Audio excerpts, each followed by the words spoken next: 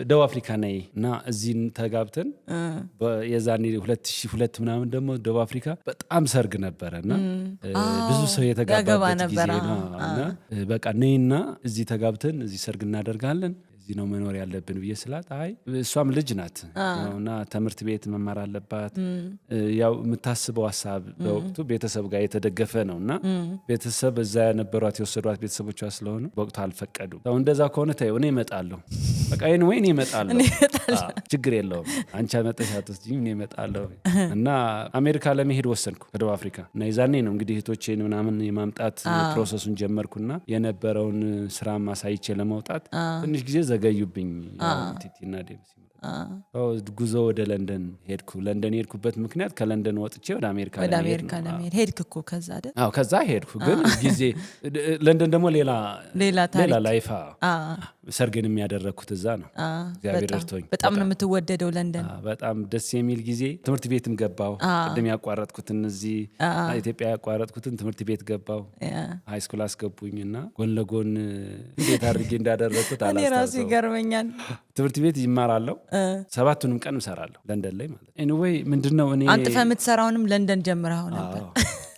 በሄድኩበት ሀገር ለሰው ሰርቼ አላቅም። በህይወት ሰርታ አታውቅም? ለሰው ሰርቼ አላቅም። አይ ቲንክ መመችም አይመስለኝም።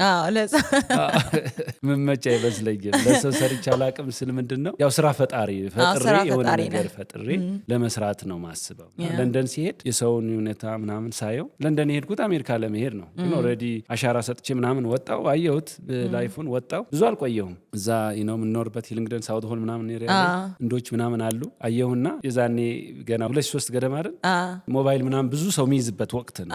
ፌስ ይቀያየራል ምናምን ሰው በከለር ምናምን ያደርጋልና ሞባይል ሳይ ሰው ቻርጀር ምናምን ውድ ነው ሱቅ ሳይ እኔም ቻርጅ ልገዛ ሳይ እንደዛ ነው አክሰሰሪዎች እና በእግሬ መዞር ጀመርኩ። መጋዘኖች አካባቢ ምናምን ዌርሃውሶችን ማጠያየቅ እንደዚህ ዕቃ የሚሸጥበት አንድ ቦታ ላይ ዘው ብዬ ገባሁ። እግዚአብሔር ስለረዳ ስገባ ብዙ ዕቃ አለ እና ከዛ እየወጣሁ በባግ በላስቲክ ባግ አድርጌ ስትሬት ላይ ሚላውን ነገር የጀመርኩት ከዛ ነው። ከዛ ምን አሉክ ፖሊሶች ሳይኩ ለመጀመሪያ ጊዜ? ፖሊሶች አይደለም ፖሊሶች እንትን ነው ማንም አያረግም እንዳላየ ሆነው ይሄዳሉ እና ይሄ ልጅ ጤነኛ ነው ማይሉኝ የነበረው አብዛኛዎቹ አበሾች ጋር ስፔሻል የሚቸግረኝ ምናምን ይመስላቸዋል።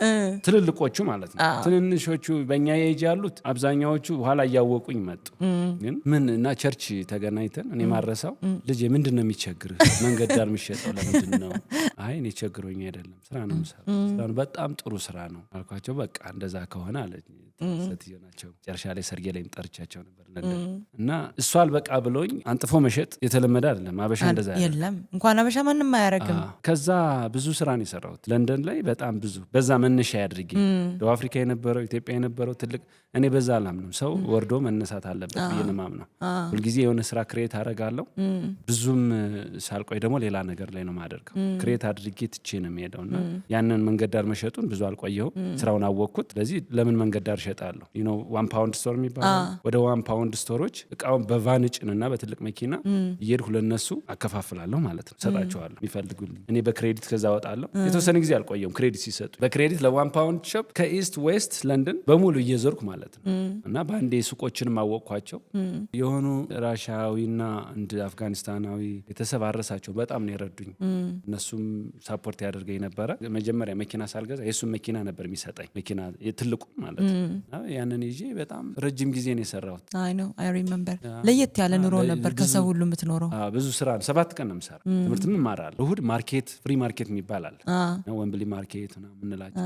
እነሱ ጋር አብዛኛውን ሰው የሌለውን ነገር ነው ብዙ ጊዜ መሸጥ። ይሄ ማሊያዎች አርሰናል ቸልሲ ምናምን ማሊያዎችን የስፖርት እቃዎችን በሙሉ ከቻይና ማስመጣት ጀመርኩኝ። ከቻይና እያመጣን ብራንድ የሆነ ነገር ትሸጥ ነበር።